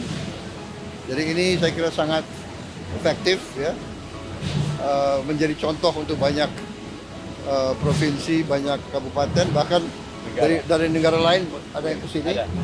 Presiden memastikan pemerintah pusat akan memberikan dukungan untuk memperluas model tersebut ke berbagai daerah. Presiden Prabowo juga menyambut target Banyumas menuju zero sampah pada 2028 sebagai langkah yang perlu didukung secara nasional. Tim redaksi Simpo TV melaporkan. Sementara itu, pemirsa, Presiden Prabowo Subianto mendorong inovasi pengolahan sampah menjadi genteng yang bernilai ekonomi di Banyumas, Jawa Tengah. Inovasi ini dinilai efektif sekaligus dapat mendukung program perbaikan rumah rakyat. Presiden Prabowo Subianto menilai inovasi pengolahan sampah menjadi genteng di TPST berbasis lingkungan dan edukasi Banyumas, Jawa Tengah. Sebagai langkah efektif yang tidak hanya mengatasi persoalan lingkungan, tetapi juga memberi nilai ekonomi bagi masyarakat. Kepala negara menyebut genteng dari sampah tersebut berpotensi digunakan dalam program bantuan perbaikan rumah karena mampu menekan biaya pembangunan. Dengan anggaran 20 juta per rumah, Penggunaan material daur ulang itu dinilai bisa menghemat sekitar 4 hingga 5 juta rupiah. Ya, lumayan efektif. Katanya cukup murah. Ya. Dan ini mungkin bisa masuk anggaran kita untuk bantuan perbaikan rumah. Anggaran perbaikan rumah sekarang satu rumah 20 juta. Jadi ini satu rumah kita perhitungkan 4-5 juta untuk gentengnya. Kita mau hilangkan penggunaan seng yang bekarat. Bekarat itu nanti ujungnya tidak sehat untuk yang huni, ya. Dan pandangannya juga nggak bagus. Ya semua kita kembangkan. Sampah, pengolahan sampah sekarang jadi prioritas nasional. Ya, dalam 2-3 tahun kita harus kendalikan sampah seluruh Indonesia. Presiden Prabowo juga mendorong perluasan model pengelolaan sampah tersebut ke berbagai daerah di Indonesia. Pemerintah pusat berkomitmen menjadikan program prioritas nasional dalam upaya pengendalian sampah secara menyeluruh. Tim redaksi Simpo TV melaporkan. Pemirsa, Menteri PPPA Arifah Fauzi hadiri rapat koordinasi di DP3AP2 Kota Yogyakarta, bertemu langsung dengan para orang tua korban kasus dugaan kekerasan di salah satu daycare. Hal ini menjadi momentum evaluasi nasional agar seluruh daycare dapat memenuhi standar layanan dan perlindungan anak. Menteri Pemberdayaan Perempuan dan Perlindungan Anak Arifah Fauzi dalam rapat koordinasi di Dinas Pemberdayaan Perempuan, Perlindungan Anak dan Pengendalian Penduduk atau DP3AP2 Kota Yogyakarta bertemu langsung dengan para orang tua korban kasus dugaan kekerasan di salah satu daycare.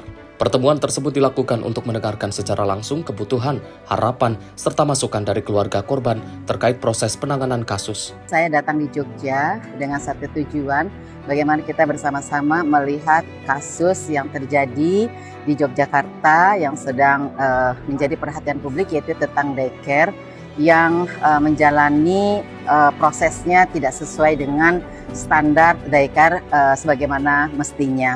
Tadi diawali dengan konferensi pers dengan wartawan yang dihadiri oleh Kapolres, Pak Wali Kota, Dinas P3A, DPRD, kemudian dari Kejaksaan, komplit sekali, dari KPAI juga. Jadi memang terlihat sekali apa yang dilakukan di Yogyakarta begitu cepat, tanggap, respon. Hari pertama langsung melakukan asesmen terhadap korban, baik anak dan orang tua. Menteri PPPA mengatakan dalam rakor tersebut, para orang tua korban menyampaikan 3 hal utama yang mereka butuhkan, yaitu penegakan hukum yang transparan, pendampingan yang utuh dan menyeluruh, serta jaminan pembiayaan bagi anak-anak korban. Aspirasi tersebut menjadi catatan penting dalam upaya pemerintah memberikan perlindungan maksimal bagi korban. Kementerian PPPA mencatat sekitar 44% daycare di Indonesia belum memiliki izin atau legalitas dan hanya 30,7% yang memiliki izin operasional. Kemudian baru 12% daycare yang memiliki tanda daftar dan 13,3% berbadan hukum. Sementara dari sisi tata kelola, sekitar 20% daycare belum memiliki SOP dan 66,7% SDM pengelola belum tersertifikasi. Tim redaksi Simpo TV melaporkan. Pemirsa, PPIH Arab Saudi matangkan layanan Puncak Haji 2026. Informasinya usai jeda berikut ini. Tetaplah bersama kami.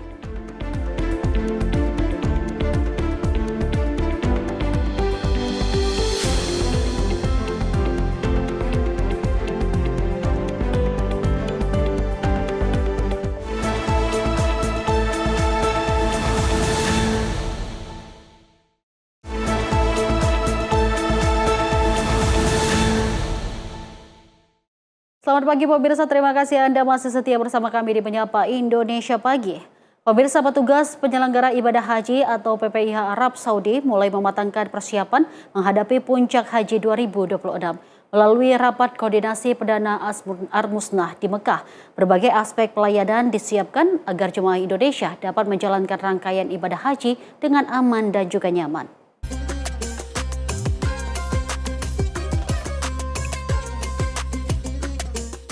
Puncak haji menjadi fase paling krusial dalam penyelenggaraan ibadah haji. Oleh karena itu, kesiapan petugas dan sistem layanan menjadi kunci agar jamaah dapat beribadah dengan nyaman di Tanah Suci. Rapat koordinasi perdana Ar-Musnah digelar di kantor daerah kerja Mekah Selasa 28 April 2026. Armusna merupakan 3 titik utama puncak haji, yaitu Arafah, Musdalifah, dan Mina, tempat jutaan jemaah berkumpul menjalankan ritual inti ibadah haji. Fokus pembahasan diarahkan pada kelancaran mobilitas jemaah, ketersediaan bus, pengaturan jadwal keberangkatan, kesiapan terminal, serta layanan khusus bagi jemaah lansia dan penyandang disabilitas menjadi prioritas. Selain itu, aspek perlindungan jemaah dan keamanan operasional juga diperkuat untuk meminimalkan potensi gangguan saat puncak haji berlangsung.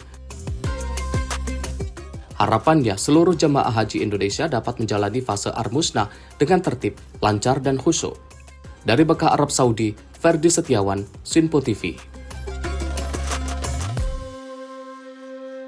Pemirsa, kedatangan jemaah haji Indonesia di Tanah Suci terus berlangsung hingga Selasa petang waktu Arab Saudi.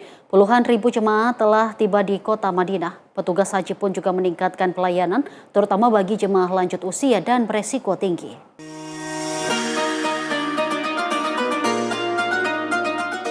Suasana Bandara Internasional Pangeran Muhammad bin Abdul Aziz Madinah masih dipadati kedatangan jamaah haji Indonesia.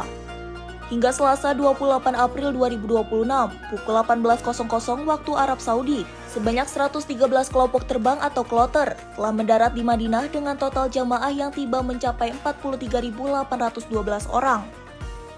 Dari jumlah tersebut, lebih dari 9.000 jamaah merupakan kategori lanjut usia. Kondisi ini menjadi perhatian khusus petugas penyelenggara ibadah haji, mengingat para lansia membutuhkan pendampingan dan pemantauan kesehatan secara intensif. Jemaah resiko tinggi dan yang memiliki penyakit penyerta sudah terdata sejak di tanah air. Selama di Madinah, kondisi akan terus dipantau oleh petugas kesehatan. Sedangkan untuk jamaah lansia totalnya ada 9.206 orang. Kalau diperkirakan sekitar ada 20% dari jamaah kita itu merupakan jamaah kategori lansia.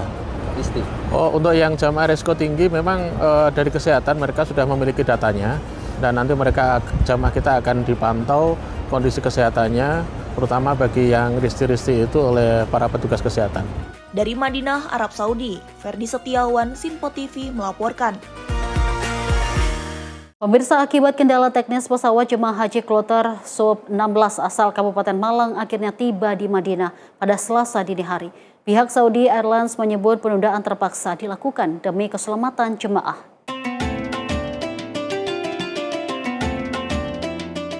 Sebanyak 380 jemaah tiba di Bandara Madinah pada Selasa 28 April 2026 pukul 4:30 waktu Arab Saudi. Sebelumnya keberangkatan mereka tertunda dan harus menjalani transit selama 2 hari di Bandara Kuala Namu, Medan. Penundaan disebabkan kendala teknis pesawat Saudia dan dilakukan demi menjaga keselamatan penerbangan. Selama masa transit, jemaah mendapatkan fasilitas berupa akomodasi hotel dan konsumsi. Setibanya di Madinah, jemaah masuk melalui terminal Fast Track Route Mekah. Transit di Medan kemarin, alhamdulillah jemaah bisa terkondisikan. Karena walaupun memang sudah di pesawat mulai jam 10 sampai jam 3 lewat, jam 10 pagi sampai jam 3 lewat itu bukan waktu yang singkat seperti itu sudah sangat lama. Dan ini banyak yang panik, saya juga minta dibantu. Ternyata alhamdulillah bisa turun semua, walaupun waktu proses evakuasi itu lumayan makan waktu, tapi alhamdulillah sehat semua. Dilakukan penanganan pada saat mereka melakukan pendaratan di Medan. Semua jamaah telah diberikan hak-haknya oleh maskapai, baik itu penginapan maupun konsumsinya. Dan selama jamaah menunggu, kami juga selalu berkoordinasi antara Kementerian Haji dan Umroh bersama dengan pihak Saudi Airlines. Insya Allah semua jamaah mendapatkan hak-haknya dan selalu dilayani dengan baik oleh maskapai. Pihak Saudi Airlines menegaskan penundaan keberangkatan tersebut berdasarkan pertimbangan teknis dan keselamatan penerbangan. Keberangkatan dari Surabaya sesuai jadwalnya, terus mendarat di Kuala Namu. Namun di luar dugaan kita terjadi technical isu terkait dengan penerbangan dengan pesawat. Tentunya untuk keselamatan penerbangan dan penumpang, Saudia tetap mengutamakan keselamatan penumpang sehingga harus dibutuhkan untuk pengecekan di pesawat. Namun tadi disampaikan oleh Pak Kadaker, pelayanan tetap kita berikan dengan maksimal, tidak ada penerbangan atau kloter-kloter berikutnya yang mengalami penundaan. Sebagai bentuk permohonan maaf, jemaah juga menerima souvenir dari pihak Saudi Airlines. Dari Madinah, Arab Saudi, Sinpo TV melaporkan.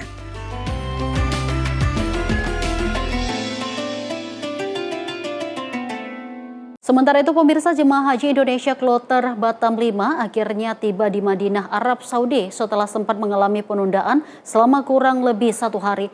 Keterlambatan ini disebabkan oleh kendala teknis pada pesawat yang dijadwalkan mengangkut jemaah tersebut.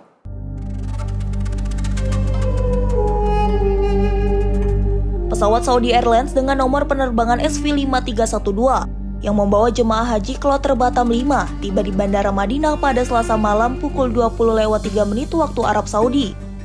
Sebelumnya, keberangkatan jemaah sempat tertunda akibat masalah teknis pada pesawat.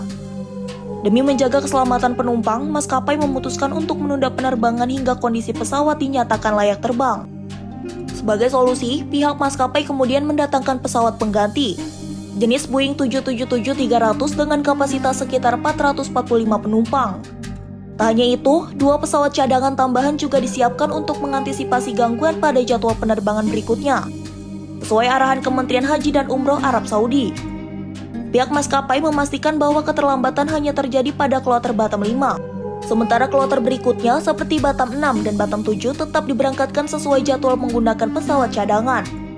Jamaah Batam 5 diberangkatkan ya setelah mengalami keterlambatan, delay ya kurang lebih 1 hari yang Pak Kadaker sampaikan. Kita bisa angkut menggunakan pesawat backup aircraft yang kita gunakan 777-300 dengan seat konfigurasi yang sama. Sejumlah 445 seat, namun diisi dengan 440. Alhamdulillah semua jam 20.03 tadi tiba dengan sehat walafiat di Bandara Madinah. Kepala PPIH Arab Saudi Deker Bandara Abdul Basir menyebut seluruh jemaah kloter Batam 5 dilaporkan tiba di Madinah dalam kondisi sehat. Selama masa penundaan, jemaah juga mendapatkan fasilitas akomodasi berupa penginapan dan konsumsi dari pihak maskapai. Ya, baru saja mendarat jemaah haji asal BTH 5 dari Batam, mereka dari Riau, sejumlah 445 jemaah. Mereka sebelumnya mengalami delay di Batam sekitar 1 hari dan saat ini sudah landing di Madinah pukul 20:03 dan jamaah dalam keadaan sehat. Saat ini sedang kami lakukan penanganan keberangkatan ke hotel di Madinah. Selama di delay itu mereka dikasih penginapan? Oh ya, selama delay maskapai memberikan hak-hak jemaah yang karena memang menjadi kewajiban maskapai berupa penginapan dan konsumsi juga diberikan seluruhnya. Dengan penanganan tersebut, diharapkan operasional penerbangan haji selanjutnya dapat berjalan lancar tanpa gangguan berarti. Dari Madinah, Arab Saudi, Ferdi Setiawan, Sinpo TV melaporkan.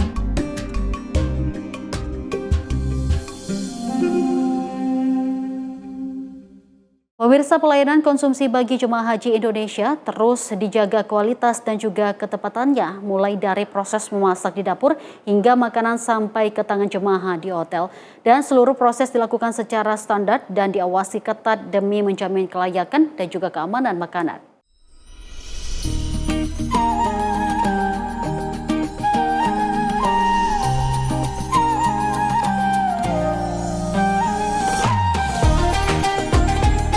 Suasana dapur penyedia catering terlihat sibuk sejak dini hari.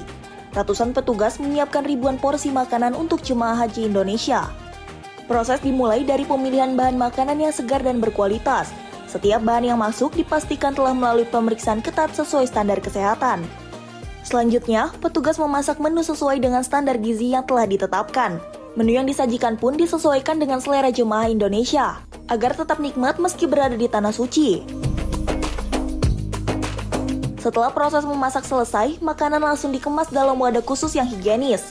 Setiap paket makanan diberi label khusus untuk memastikan distribusi tepat sasaran dan tepat waktu. Sebelum proses distribusi dilakukan, paket makanan dilakukan meal test terlebih dahulu. Ya, jadi pengiriman sampel atau milk test ke Daker atau ke Wisma untuk sebelum diberikan kepada jemaah untuk mengecek atau melihat bahwa konsumsi yang diberikan kepada jemaah itu sesuai dengan ketentuan baik gramasinya maupun kualitasnya.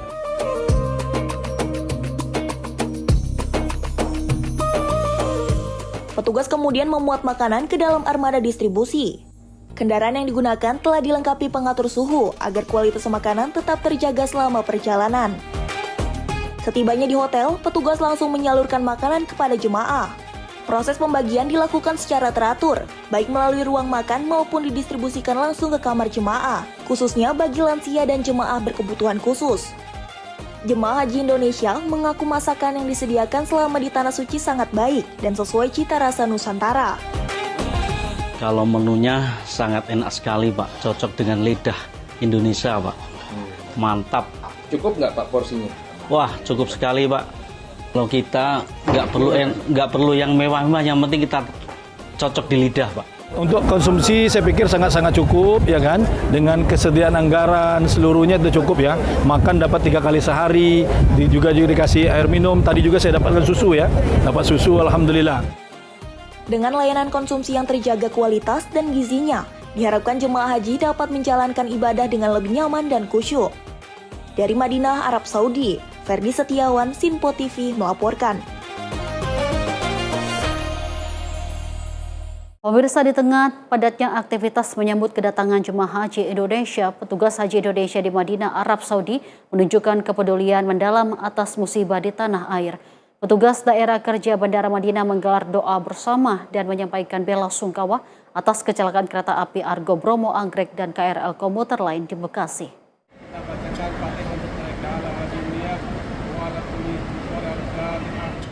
Di sela kesibukan melayani gelombang kedatangan jemaah haji Indonesia, suasana haru terlihat di posko daerah kerja Bandara Madinah.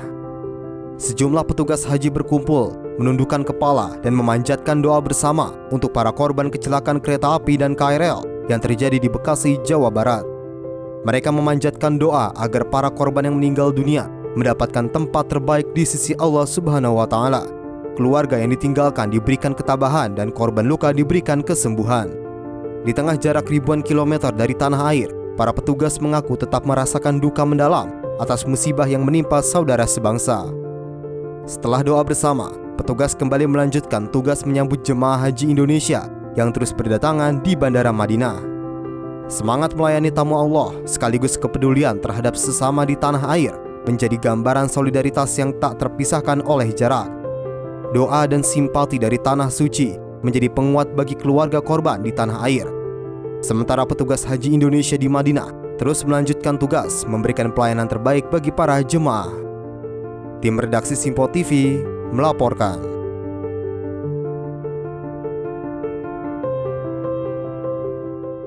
Pemirsa, di antara ribuan jemaah haji Indonesia yang tiba di Madinah tersimpan kisah-kisah perjuangan yang menggetarkan hati. Dari seorang marbot masjid di Banjarmasin yang menabung selama 15 tahun hingga petani tunanetra asal Kulon Progo yang tetap teguh menjemput panggilan suci.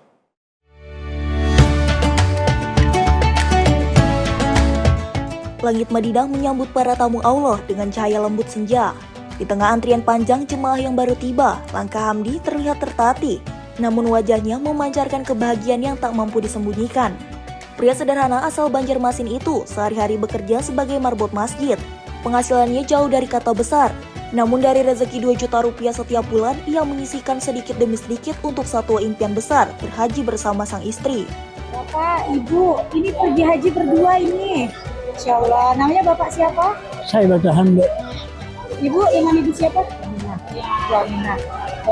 Bapak ini pekerjaannya apa, Pak? Ini kan marbot masjid. Marbot masjid, Masya Allah. Dari mana Pak uangnya bisa akhirnya berangkat haji, Pak? Iya, hasil sendiri di masjid. Dari masjid. Iya. Jadi Bapak diberangkatin oleh masjid. Iya. Memang penghasilan kalau dari masjid setiap bulan dikasih berapa? Enggak sih, ada 1 juta. 1 sebulan dikasih 1 juta. Ya. Terus 1 juta 7 bulan. Ada 500 seminggu, 2 juta. Sebulan 2 juta. oh. Jadi ada dikasih orang juga Ya, gitu sudah, Pak. ya. Terus itu Bapak kumpulin. Ya, kemudian. Jadi siapa yang mendaftarkan haji Bapak? Sendiri atau? Sendiri. Sendiri. Nunggunya berapa lama nih Pak? 15 tahun. 15 tahun, Masya Allah. Ini bisa berangkat berdua, ini Ya. enak banget ini, Masya Allah. Bapak senang nggak Pak udah nyampe sini? Ya. Senang. Terharu nggak Pak? Ya. Sedih nggak sih Pak udah nyampe sini Pak? 15 tahun lamanya Hamdi menabung, rupiah demi rupiah dikumpulkan. Tanpa usaha besar, tanpa harta berlimpah. Hanya kesabaran, kedisiplinan, dan keyakinan yang terus dijaga. Di sampingnya, sang istri Aminah tak kuasa menahan tangis. Perjalanan panjang penuh perjuangan itu kini berbuah manis. Mereka akhirnya menjejakkan kaki di Tanah Suci. Bukan hanya Hamdi, di sudut lain Madinah, kisah haru datang dari Sarjo Utomo. Usianya 71 tahun, seorang petani dari Kulon Progo, Yogyakarta, yang telah kehilangan penglihatannya sejak puluhan tahun lalu. Namun kebutaan tak pernah memadamkan cita-citanya. Dengan tongkat dan tuntunan sang putri, Sarjo melangkah pasti memasuki hotel jamaah. Wajahnya tenang, suaranya lantang, seolah ingin berkata cahaya iman jauh lebih terang dari sekedar pandangan mata. Sejak muda ia bekerja sebagai buruh tani. Dari hasil keringat di sawah, Sarjo menabung dan membeli sebidang tanah. Tanah itulah yang akhirnya dijual untuk melunasi biaya haji. Saya jual kebun, tanah pekarangan kebun saya jual untuk daftar haji saya dan anak saya dan istri saya. Itu. Kenapa Mbak kok pengen naik haji? Karena saya ini orang Islam toh. Kan harus rukun Islam yang kelima harus kalau mampu harus dilaksanakan. Kan saya merasa mampu biarpun res-resan uangnya. Sampai itu jual sawah. Dan saya kena penyakit mata, saya berhenti berdagang. Pensiun istilahnya itu, cuma di rumah aja. Niat awalnya berhaji bersama sang istri, namun 2 tahun lalu sang pendamping hidup lebih dahulu berpulang. Kini, putri keduanya menggantikan sang ibu mendampingi ayah menuju Baitullah. Di musim haji tahun ini, layanan ramah lansia dan disabilitas menjadi harapan baru bagi jamaah seperti Sarjo. Kursi roda, pendampingan, dan bantuan petugas menjadi jalan kemudahan menuju ibadah yang mabrur. Mata saya diperkirakan oleh dokter mata sudah nggak bisa sembuh. Jadi saya ingin ibadah kan yang untuk sangu saya besok dipanggil Allah itu kan ibadah saya. Itu kalau saya tinggalkan anak saya cuma untuk yang lain kan sudah nggak tahu, nggak merasakan. Kalau saya haji mungkin Allah mengampuni dosa-dosa saya yang dari awal sampai sekarang banyak dosa saya gitu. Hamdi dan Sarjo adalah wajah ketulusan dari jutaan umat Islam. Mereka mengajarkan bahwa haji bukan semata soal kemampuan materi, melainkan tentang niat yang tak padam, doa yang tak putus, dan keyakinan yang tak pernah runtuh. Di bawah cahaya haramain, air mata mereka menjadi saksi bahwa siapapun yang sungguh memanggil namanya akan datang pada waktu terbaik yang telah ditentukannya. Dari Madinah, Arab Saudi, Ferdi Setiawan, Sinpo TV melaporkan. Pemirsa, 1 tahun pelaksanaan program Sekolah Rakyat, pemerintah terus melakukan evaluasi dan juga penyempurnaan guna memperkuat perannya dalam mengatasi kemiskinan melalui sektor pendidikan. Hal itu disampaikan Menteri Pemberdayaan Masyarakat Muhaimin Iskandar dalam kegiatan menuju 1 tahun perjalanan program Sekolah Rakyat, capaian strategis dan sinergi keberlanjutan. Sekolah Rakyat telah memberikan banyak inspirasi seperti yang diinisiasi oleh Bapak Presiden bahwa sekolah rakyat adalah jalan penanggulangan kemiskinan yang paling mendasar, yaitu memutus mata rantai kemiskinan. Program Sekolah Rakyat yang diinisiasi pemerintah menjadi salah satu strategi utama dalam memutus mata rantai kemiskinan. Selama 1 tahun berjalan, program ini dinilai telah memberikan berbagai inspirasi dalam membangun sistem pendidikan yang lebih inklusif dan menyasar kelompok masyarakat paling membutuhkan. Melalui pendekatan berbasis potensi, Sekolah Rakyat tidak hanya membuka akses pendidikan, tetapi juga mendorong pengembangan bakat dan minat peserta didik. Hal ini menjadi bagian dari upaya meningkatkan kualitas sumber daya manusia secara berkelanjutan. Sekolah Rakyat telah memberikan banyak inspirasi seperti yang diinisiasi oleh Bapak Presiden, bahwa sekolah rakyat adalah jalan penanggulangan kemiskinan yang paling mendasar, yaitu memutus mata rantai kemiskinan. Bahkan para peserta didiknya adalah target dari penanggulangan kemiskinan itu, yang pada ujungnya adalah terciptanya ekosistem pendidikan, peningkatan kualitas SDM, networking, tindak lanjut dari pendidikan agar menjadi berdaya mandiri. Disitulah sekolah rakyat berkembang sesuai dengan talenta yang dimiliki anak didik, sesuai dengan bakat minat yang mereka miliki. Sekolah rakyat adalah wujud dari kebijakan anggaran yang tepat sasaran dan memiliki target paling bawah dari masyarakat yang membutuhkan. Kedepan, pemerintah akan terus menyempurnakan pelaksanaan sekolah rakyat agar dampaknya semakin luas dan efektif. Program ini juga diharapkan menjadi fondasi penting dalam menciptakan generasi yang berdaya sekaligus mempercepat pengentasan kemiskinan di Indonesia. Melalui penguatan program pendidikan yang tepat sasaran, pemerintah memastikan upaya peningkatan kualitas sumber daya manusia dapat berjalan seiring dengan penurunan angka kemiskinan. Dari Jakarta, Sri Dewi Andayani, Ahmad Amin, Sinpo TV melaporkan. Pemirsa, 1 tahun sejak digagas oleh Presiden Prabowo Subianto, program Sekolah Rakyat menunjukkan perkembangan signifikan meski sempat menghadapi berbagai tantangan di awal pelaksanaannya. Program ini kini dinilai berjalan semakin stabil dan juga memberikan dampak positif bagi peserta didik dan terus berkembang, baik dari sisi jumlah lokasi maupun kualitas pembelajaran. Dalam 3 bulan pertama pelaksanaannya, Sekolah Rakyat sempat menghadapi berbagai tantangan, mulai dari proses adaptasi tenaga pengajar, siswa, hingga pemerintah daerah. Secara bertahap, hambatan tersebut dapat diatasi melalui proses pembelajaran bersama, dan kini pelaksanaan Sekolah Rakyat menunjukkan hasil yang menggembirakan. Para siswa mulai tampil lebih percaya diri dan mampu mengikuti proses belajar mengajar, termasuk dalam sistem sekolah berasrama. Tak hanya itu, sejumlah prestasi juga berhasil diraih oleh siswa Sekolah Rakyat, baik di tingkat kabupaten, kota, provinsi, hingga nasional. Capaian tersebut sekaligus menjadi indikator awal keberhasilan program, meski pemerintah menyadari bahwa tantangan di sektor pendidikan akan selalu ada. Saya ingat betul awal tahun 2025, bulan Januari, pertama kali Pak Menko menyampaikan kepada publik di Istana Bogor atas gagasan Presiden tentang penyelenggaraan sekolah rakyat. 66 bulan kemudian, tepatnya 14 Juli, sekolah rakyat mulai beroperasi di 63 titik.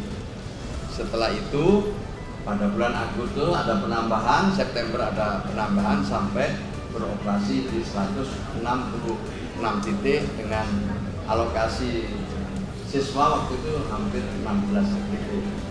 Sekarang telah beroperasi secara keseluruhan, berjalan dengan baik meskipun pada 3 bulan pertama menghadapi tantangan yang luar biasa. Gurunya beradaptasi, siswanya beradaptasi, pemerintah daerahnya juga sama-sama saling belajar, dan semua tantangan-tantangannya bisa dihadapi secara bertahap, ya. Dan kita lihat hari ini anak-anak siswa sekolah rakyat sudah lebih percaya diri, tenang dalam mengikuti proses belajar mengajar. Dari Jakarta, Sri Dewi Andayani, Ahmad Amin, Sinpo TV melaporkan. Pemirsa, informasi tadi menutup perjumpaan kita di Menyapa Indonesia Pagi hari ini. Saya Dewi Manik mewakili kru yang bertugas pamit. Terima kasih atas kebersamaan Anda. Selamat pagi, sampai jumpa.